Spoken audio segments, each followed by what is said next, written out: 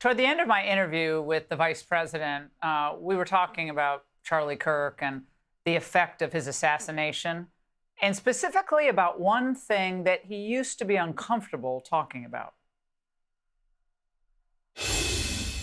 You said that you hadn't read the Bible or talked about the Bible as much as you have in the last 2 weeks since Charlie was killed. Just share a moment on that with us. Well, Charlie was a Christian evangelist, if he was anything. He really believed, and if you watch these interviews that he would do on college campuses, he would talk a lot about politics, but he would also talk about the gospel.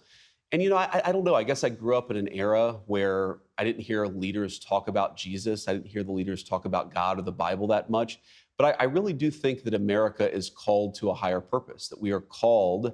Why do we have religious liberty? And it's in part so that people can develop their own relationship with God and come to know God through that religious liberty. Why do we have all this prosperity? It's so that we can actually create the kind of life where people are called to something better, called to a life of service, called to a life where they can have a relationship with Jesus Christ.